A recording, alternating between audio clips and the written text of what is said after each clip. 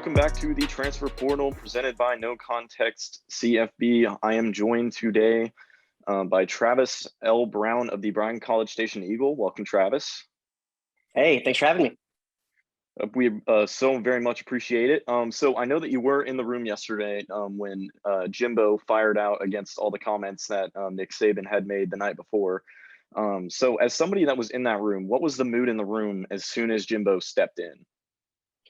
You know, I think everyone was a little curious to see what exactly he would have to say. I mean, technically, when the email went out, which it went out about 40 minutes before the actual press conference was scheduled to occur, it wasn't necessarily clear what he was going to speak about, even though everyone had a pretty good idea what it was that he was going to speak about. So just curious kind of how he was going to approach the situation.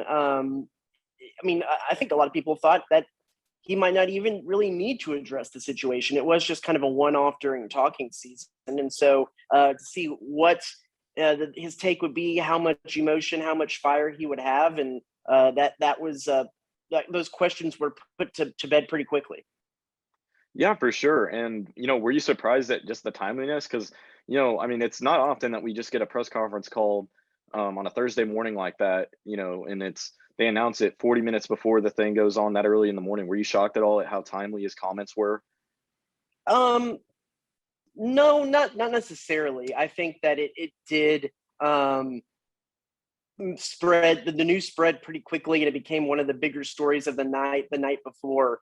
And so he was going to need to address it somehow. And so maybe the fact that he ended up calling the press conference was a little bit surprising, but the fact that he shot back that quickly in some form or fashion, I don't think really surprised anyone, because it was a big story the night before.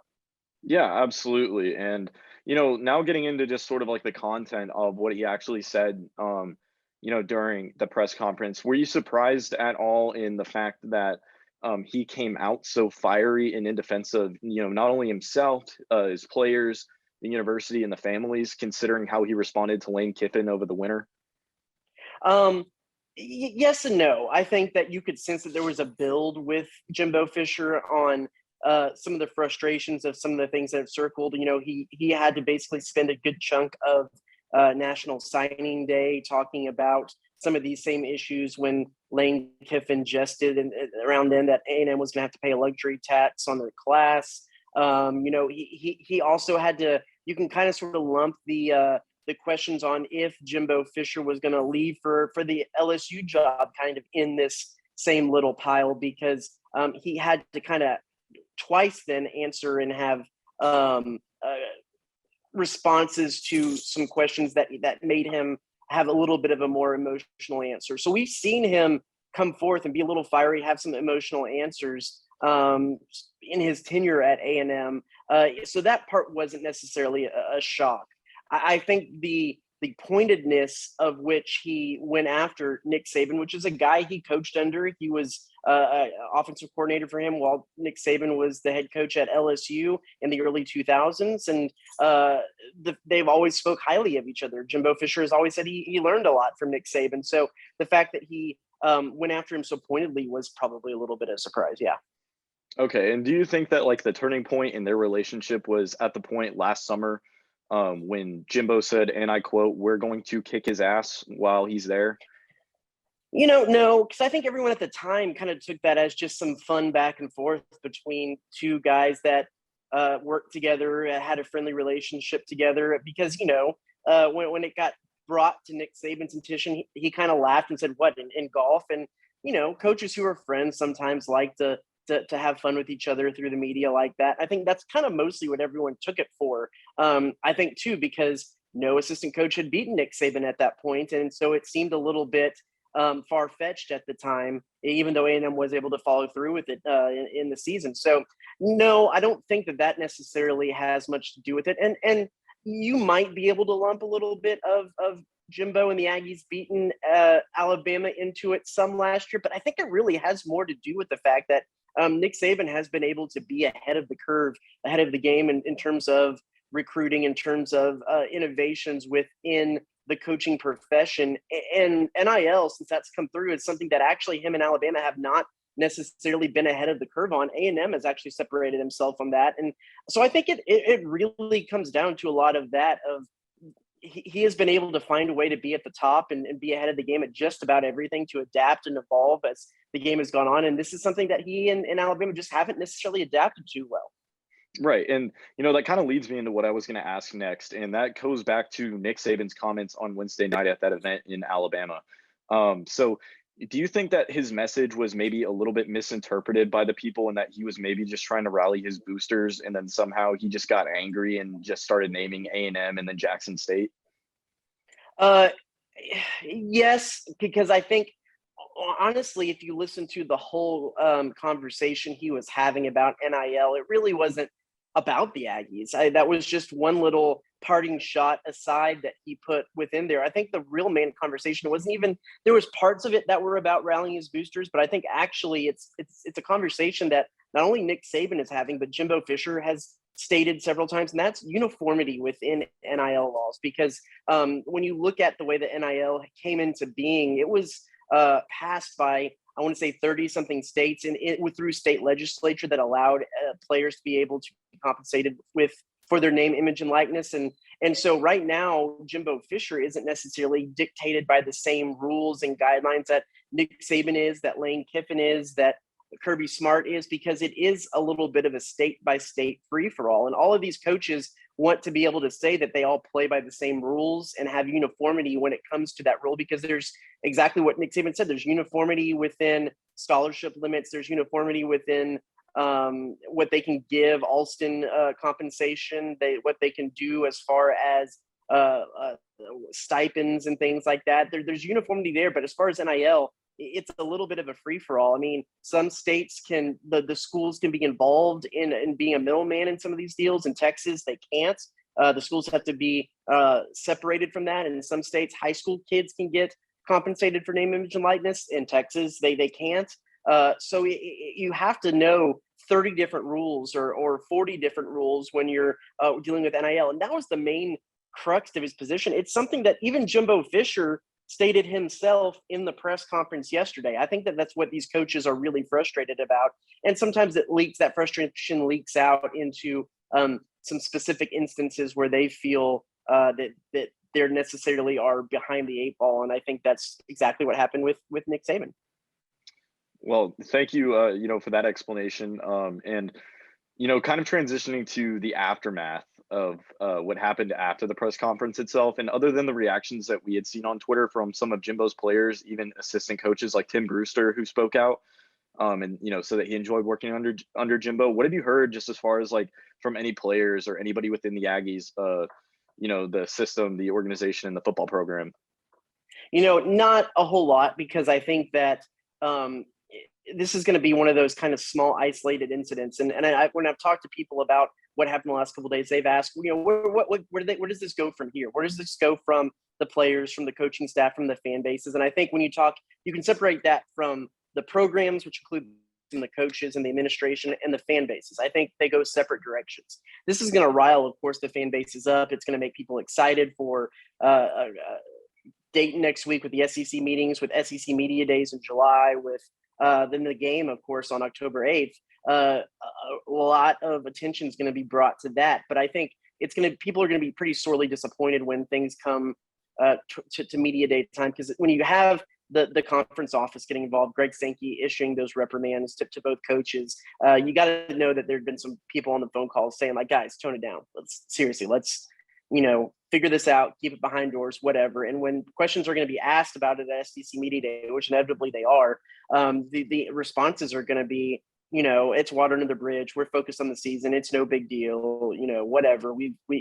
Whether they've, made up and made amends or not, I don't think it's going to be a big deal. And they're going to try to kind of brush it under the rug and forget about it.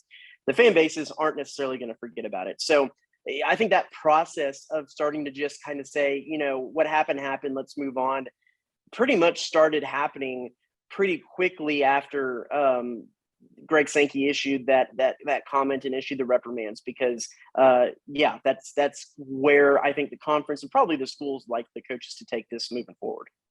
Absolutely, and that kind of feeds into what my next question, which was just going to be about like Ross Bjork's reaction, because I was a little bit shocked to see that he had made a statement and that he had reached out to the office to talk to Greg Sankey about the legality of what Alabama had to say about A&M. So were you shocked at all that he had actually like spoken out? Um, Not really, because I mean he had a point in that statement that Greg Sankey issued. Bylaws had been violated. You're under the SEC bylaws, the rules. You can't really disparage or make false accusations against another opposing program or opposing coach, and that's exactly what both coaches did. It was interesting that Ross went that direction after his coach did the exact same thing, which both coaches got a reprimand. But I think also Ross knew that ultimately the punishments, the sanctions that were going to be brought down this were going to be minimal, just a public reprimand. And so he did the same thing that Jimbo did for his coaching staff in that recruiting class and just defended his coach a little bit publicly. And I think that's the way it happened. I don't think that necessarily surprising, because it was pretty obvious that both coaches violated the letter of that bylaw.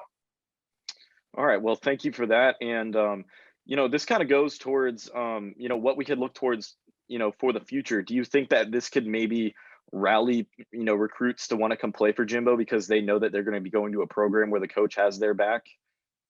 It certainly couldn't hurt. I think the interesting part to all of this little saga is the fact that negative recruiting has happened since the dawn of recruiting, where coaches and coaching staffs go to recruits and say, well, you don't want to play for this guy or this program because X, Y, and Z are bad or wrong or awful. And we do the things right here. And so that's why you need to come. And coaches hear about how they're being negatively recruited, but there was kind of always that code that you keep the negative recruiting under the table, behind the shadows. You tell the coaches, you tell the recruits, you tell the players, and that's basically what it is. Now the quiet part's being said out loud, talking about what some of that negative, because ultimately that's part of what this is too. It's negative recruiting. It's coaching staff saying, well, we don't necessarily think what A&M is doing is above board or anything like that. So why would you want to go there when you can come here? And what Jimbo Fisher did was a little bit of that too, saying, hey, look into what Nick Saban has been doing and the way he runs his program, because why would you want to go there when you want to come here? It's negative recruiting that's being done out in the public. And that's not necessarily something that has been a big part of the game. It's kind of against the unwritten rules. And I think that's what made yesterday and the day before a little bit fascinating. And really this whole NIL bit a little bit fascinating is because some of the unwritten rules are getting changed in amongst coaches. And it's a little fascinating to watch as that evolves as well. Yeah, absolutely. I mean, I certainly, couldn't have expected Jimbo to say all of those things. I expected him to at least defend, what he did, his actions. Maybe not so much the collective, because as he said, I don't think he has very much knowledge of what the collective was up to, just because I think he tries to separate himself from that. But, I'll push what did you back think on that a about those little bit. comments? Yeah, I'll push back on a little bit on that. Yes, the coaches can't necessarily get involved. The university can't necessarily get involved with brokering individual deals with players. But for anyone to expect that administration, coaches, coaching staffs don't know what's going on with the collectives, they know what's going on with the collectives, because if these, technically by the letter of state law and NCAA guidelines that they put up, as well, if a collective was offering money to a recruit to come to play at A&M, that is a violation. That would put Jimbo Fisher and the program and everything in trouble for sanctions. Whether those would come down or how those would come down right now with everything going on in the Supreme Court, that would be interesting to see. But it's one of those aspects that, and this is one of those reasons why I think they are clamoring for changes and uniformity and different rules, because it's one of those things that they have to know what's going on. They have to be involved in, because they have to necessarily answer for it to the NCAA, but they can't necessarily be involved with it in a case by case scenario. So I yes, Jimbo did play a little bit coy when it was talking about collectives and what's going on there and how, but to think that at least some people within the administration or in that program don't know what's going on there would be a little naive, because they have to. They have to keep an eye on it and maintain a thumb up on that pulse, because it could come back to bite them if things were going wrong there. Yeah, absolutely. And I, totally agree with you. Just kind of has to, I don't know if play dumb is the right word to say, but, I think he could have answered that question a little bit better, because I think that if there was one knock that I had on his press conference, it was those comments, because, I'm sure that he probably knows more than what he's talking about, as you were just saying. But my final question to you today, Travis, is what should we expect going forward until October 8th? Would you expect anything further between the two coaches or anything? And will we see the two coaches shake hands on October 8th? Well, I'll go into one more little bit there that you were talking about when it comes to the collectives too, because it is another situation where the coaches' hands are tied, because it is up to these individual donors, these boosters, of how much that they want to give to these athletes. And Jimbo Fisher can't get involved, but he knows that he needs them. And so this collective that A&M has put together has decided they wanted to stay pretty close to the vest. They've wanted to stay anonymous. They don't really want to put their name out there. They don't want to put the names of the people who are out there. They want to do it word of mouth. And so Jimbo kind of has to abide by that. So it's not necessarily like he can. And I've talked to some experts in the field of NIL too, and not to say, this is generally speaking, not necessarily directly with A&M, but with all programs now, that there is a little bit of a worry out there that if you start throwing around too many numbers and the numbers get too big, they're putting themselves maybe at risk for lawsuit from former players who didn't get to capitalize on NIL and think that they were wronged by the system and might reach out and suit. And having more numbers out there, having bigger and bigger numbers, there is some liability potentially there with the NCAA, maybe with the institutions, depending on how some of these courts rule. And the bigger the numbers that are out there, the bigger the asking prices that some of these players are going to give. So there is some nuance to all of this, that it is a really confusing time for all the coaches on how they're going to have to deal with this, and each one is deciding to deal with it in a completely different way. Now, moving forward to the October 8th game, like I said, I don't necessarily think we're going to hear a whole lot about this anymore from the coaches. They're going to sidestep it as much as they possibly can, I would think, after hearing kind of from the conference office and everything like that. It is going to probably be riled up by the fan base. There's going to be a lot of stories written when that time comes around, and it's going to be a pretty exciting game. Probably one of the ones that I'd be surprised if College Game Day wasn't there. It's going to be one of the most looked forward to, anticipated games of the season. But I don't think you'll hear so much from the players, anything like that. As far as a handshake, I think whether these two coaches don't like each other or not, or what the situation is, I see them as two pretty decent guys. I wouldn't see them avoiding a handshake. The conversation might not be very long if there is still some bad blood there, but sure, I don't think a handshake is going to be something that is going to be a big deal between the two of them. Okay, awesome. And yeah, I do have actually just one final question for you. And this is just regarding the quarterback battle. I actually wrote a piece about a month ago, and I said that it was, in my opinion, that I thought that Max Johnson looked the best in the spring game, considering weather conditions and all that. And just what went on, the deep balls just weren't going the way that they were supposed to in the wind or whatever. But in your opinion, who do you think has the lead right now, and who should we look for as the starter against Sam Houston week 1? Yeah, I think when before the spring game, I actually had it as a pretty good 3-horse race, where I thought that maybe Connor Wegman might actually have a little bit of a shot at some of this. I think the two older guys, Haynes King and Max Johnson, certainly separate themselves. Not to say that Connor Wegman doesn't have a lot of talent and probably will be the guy of the future, but I think you're right. I think Max Johnson did separate himself a little bit over Haynes King. Now, the part of it that you don't necessarily get from spring game is that the play calling in spring game is usually pretty vanilla. They're not necessarily running the ins and outs of their whole offense because they don't want to give away film to other teams. And you have Haynes King, who's been in the program for an extra 2 years, knows the verbiage, knows the system, knows that all that a little bit better. Max Johnson is older, and he is a smart guy. So I'm not saying that it is impossible for him to get up to speed. There is just a little bit of experience there. And so I think for everything that one game showed with Max Johnson, I think that there is some edges that Haynes King probably does have that weren't necessarily evident and couldn't have been evident on that day. I think the thing that surprised me a little bit more necessarily than the throw accuracy is the way that Max Johnson was actually able to move in the game. Because I think if you would have come into that the spring game, the very generic argument would be, well, Haynes King has the playmaking ability with his legs and can make most of the throws he needs. Max Johnson's probably a little bit the better pocket passer, but Max Johnson proved that he was a little bit more of an all-around dual threat guy and could be moving forward. And so Jimbo Fisher obviously has leaned towards that guy a little bit more in his tenure so far at A&M. And so now he has two choices with that. And that makes things a little bit interesting. It's a close race. I probably give Max Johnson a little bit of the edge, but I think I think both of them are going to come into fall camp pretty neck and neck. And it'll be a few scrimmages away to see who separates themselves in that regard. Yeah, well, thank you so much for your time today. Once again, everybody follow Travis on Twitter at Travis_L_Brown for all of his coverage of the Aggies, for all the Aggie sports going forward. Thank you so much, Travis, for your time today. You got it, man. All right. Thank y'all for checking out the video. We will see you next time on the Transfer Portal CFB. Thank you so much.